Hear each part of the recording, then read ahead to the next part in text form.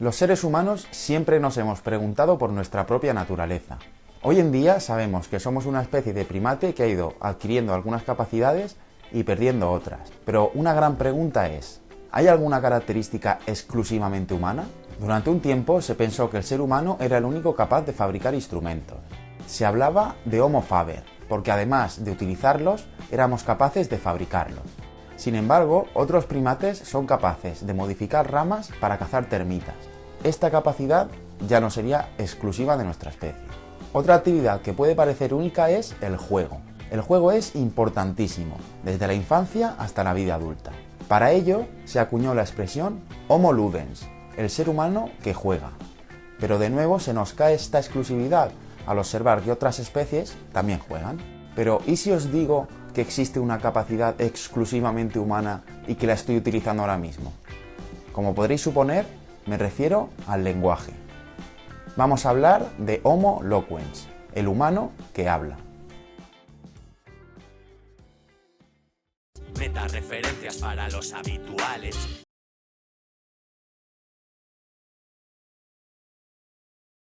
Para hablar de este tema tenemos que hablar de Lord Monboddo.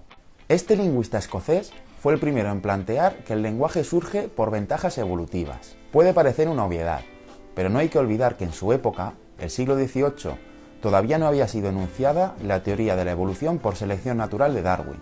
De hecho, Darwin todavía no había nacido. Las ideas pioneras de Lord Monboddo no fueron muy aceptadas, porque la verdad es que era un tipo bastante excéntrico. Llegó a afirmar que el ser humano tenía cola, y que las matronas nos la quitaban a todos en una especie de conspiración. El caso es que el tema de la evolución en general fue muy polémico, y la evolución del lenguaje no era una excepción, por lo que se dejó de investigar un tiempo. Pero paremos un momento, ¿cuáles son las ventajas evolutivas que supuestamente aporta el lenguaje? La respuesta de Monboddo puede parecer evidente: la comunicación. Una crítica previsible es: vale, el lenguaje surge por evolución, pero todos los seres vivos se comunican. Hay un montón de ejemplos. La comunicación de bacterias y plantas con mensajes químicos, la danza de las abejas para indicar dónde hay flores, o la comunicación de los chimpancés con gestos y vocalizaciones. Efectivamente, todos los seres vivos se comunican, pero no hay que confundir términos. La comunicación no es lo mismo que el lenguaje. El lenguaje son símbolos en un orden. La comunicación no utiliza símbolos, ni necesariamente los pone en orden. En otras palabras, lo que diferencia el lenguaje de la comunicación es la presencia de símbolos y gramática. Los símbolos son lo más importante. Según la tricotomía de Peirce, los símbolos son signos que asociamos a conceptos abstractos. La única relación que hay entre el concepto y el símbolo es que así es como lo hemos decidido llamar. Por ejemplo, la palabra lluvia es un símbolo que se refiere al concepto de agua que cae de las nubes. ¿Por qué? Porque un día decidimos ponerle ese nombre. Los ingleses lo llamaron rain y los franceses pluie. Por otro lado, la gramática es la forma en la que ordenamos los signos. Una secuencia lineal de signos, como es una palabra detrás de la otra, es la estructura gramatical más sencilla. De manera que para tener un lenguaje primitivo bastaría con poner símbolos uno detrás de otro. Con eso sería suficiente. Vale, ya sabemos que la comunicación y el lenguaje no son lo mismo, pero ¿son exclusivos del ser humano, sí o no? Aquí es donde entra Noam Chomsky, un famosísimo lingüista que afirma que el lenguaje es innato y exclusivo del ser humano. Vamos a explicar esto paso a paso. Por una parte, si tratamos de demostrar que el lenguaje es innato, es decir, que lo llevamos de serie, entraremos en el antiquísimo debate de naturaleza versus crianza. Un auténtico berenjenal que por el momento es mejor esquivar, aunque os puedo adelantar que el argumento del innatismo es el más aceptado, porque es muy complejo, universal y tiene un periodo crítico de aprendizaje. Si por otro lado queremos demostrar que el lenguaje es exclusivo del ser humano, tendremos que demostrar que la comunicación animal no utiliza ni símbolos ni gramática. De momento no hemos encontrado ningún otro animal que utilice símbolos, por lo que el argumento de Chomsky se mantiene. El lenguaje es exclusivo del ser humano. Pero los detractores de Chomsky no se quedaron aquí. Argumentaron que algunos animales eran capaces de aprender el lenguaje humano. Se referían a los casos de el loro Alex, I want corn. Soft corn. Soft corn, good parrot. La gorila Coco, el bonobo Kanzi o el chimpancé Nim Chimpsky, que es un desafío a la tesis de Noam Chomsky. Aunque han conseguido otros logros, ninguno de estos casos ha llegado a rebatir que el lenguaje es exclusivamente humano. Otro punto para el equipo de Chomsky. Entonces, si ningún otro animal tiene lenguaje y nosotros lo adquirimos de nacimiento, ¿significa que lo conseguimos durante la evolución? La respuesta es que sí. ¿Que cómo adquirimos esta capacidad tan única? Aquí entramos en otro berenjenal.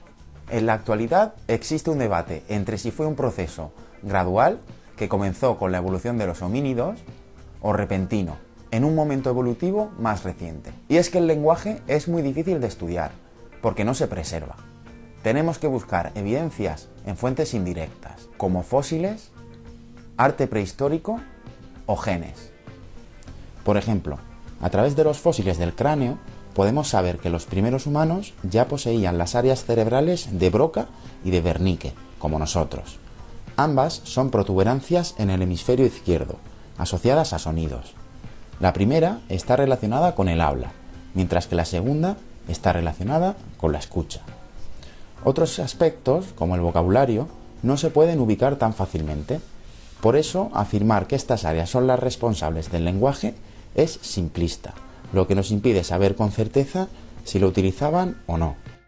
El registro fósil incluye información interesante sobre el aparato fonador.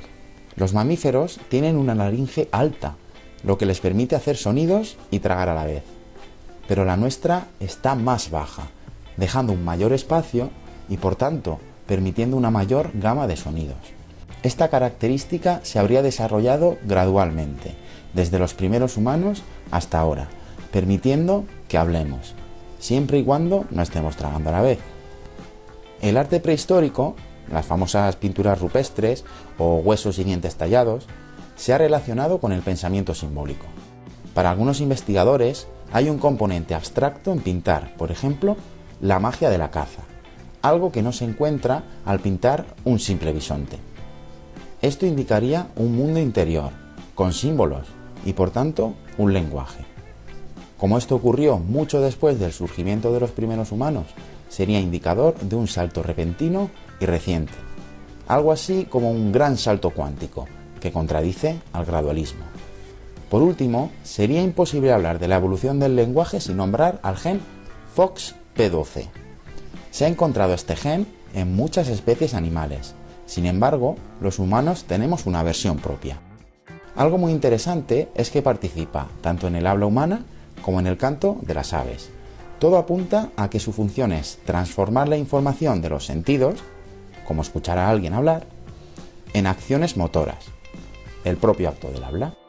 Es decir, podría estar involucrado en la transformación de los balbuceos de un bebé en palabras. Pero cuidado con ser demasiado entusiastas o simplistas con el gen. Es algo que todavía se está estudiando. ¿Qué opción os gusta más? Bueno, espero que este vídeo os haya gustado y os haya servido como una introducción a lo que es la evolución del lenguaje. Y recordad que el lenguaje es exclusivamente humano, que son símbolos y gramática, y que hay un debate entre si surgió de forma gradual o repentina. Si os habéis quedado con curiosidad y queréis investigar más, en la descripción tenéis algunos enlaces. Para terminar, deciros que he hecho este vídeo para el concurso Estrella de la Divulgación, que está organizado por la Unidad de Cultura Científica y de la Innovación de la Universidad de Murcia, el Ministerio de Ciencia e Innovación y la FECIT. Y si os ha gustado y queréis darme un poquito de apoyo, podéis darle a me gusta o incluso suscribiros a Metatemático. Bueno, muchas gracias y hasta la próxima.